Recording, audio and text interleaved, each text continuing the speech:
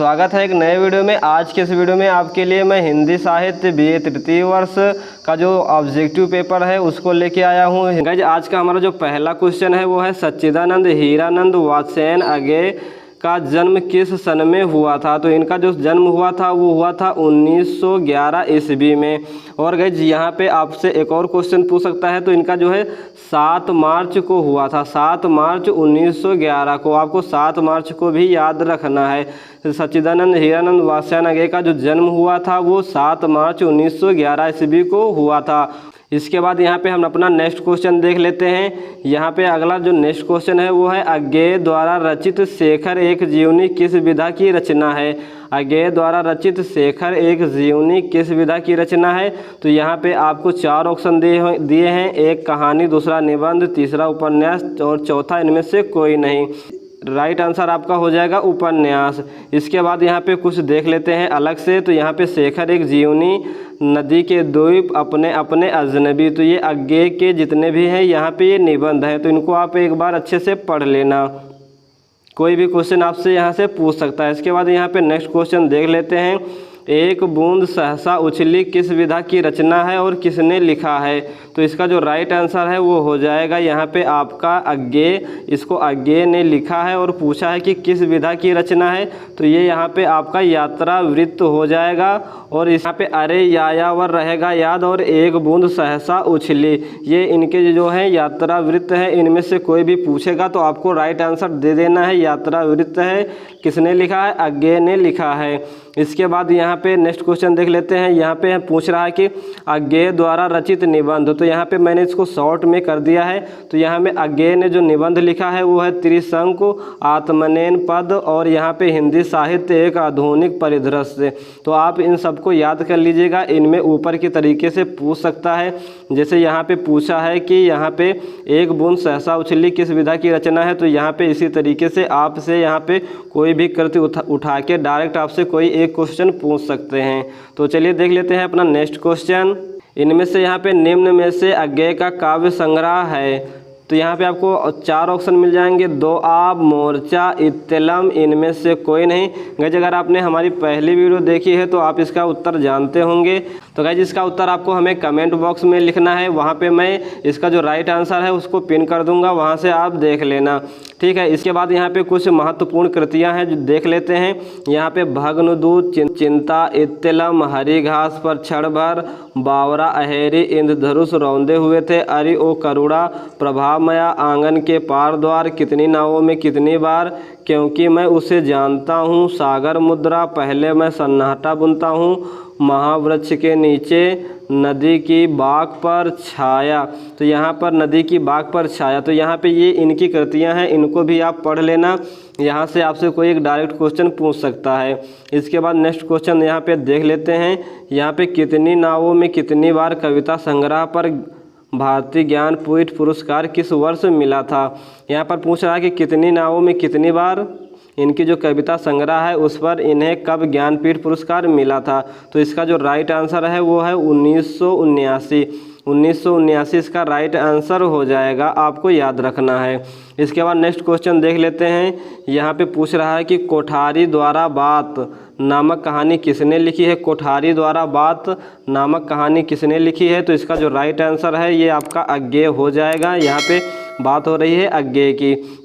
और यहाँ पर इनके द्वारा जो कहानियाँ लिखी गई है उसमें है यहाँ पे आपकी परंपरा, कोठारी की बात, शरणार्थी, अमर वल्लरी और त्रिपथगा। तो यहाँ पे आपको याद रखना है कि अज्ञेय द्वारा जो कहानी लिखी गई है परंपरा, कोठारी की बात, शरणार्थी, अमर वल्लरी, त्रिपथगा। तो यहाँ पे आपको इसको याद रखना है, अच्छे से याद कर लेना है। इसके बाद नेक्स्ट क्वेश्चन हमारा हो जाएगा किस सन में तीसरा तार सप्तक अज्ञेय द्वारा प्रकाशित हुआ था।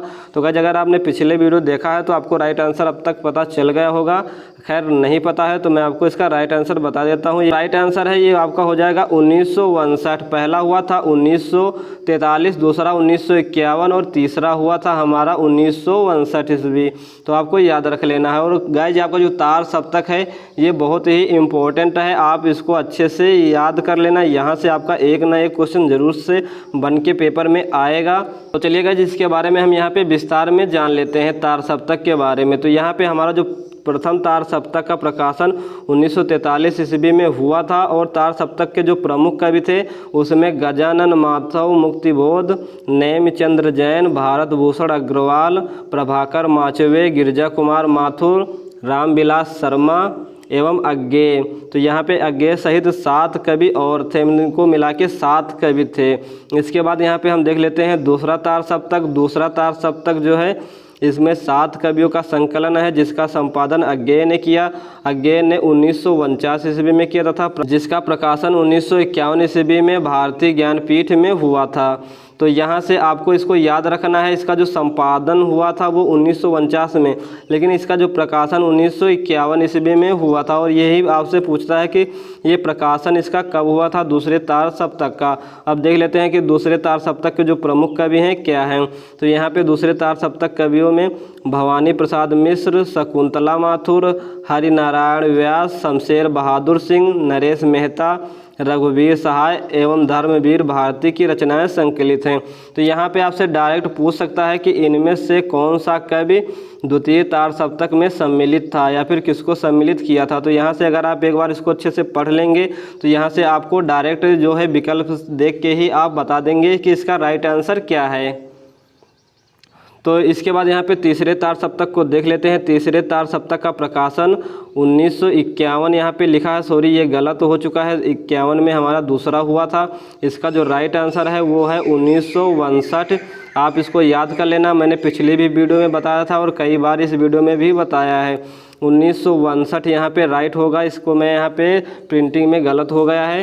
तो इसके जो प्रमुख कवि हैं चलिए देख लेते हैं। यहाँ पे कुंवर नारायण, कीर्ति चौधरी, सर्वेश्वर दयाल सक्सेना, मदन वात्स्यायन, प्रयाग नारायण त्रिपाठी, केदारनाथ सिंह और विजय देव नारायण शाही।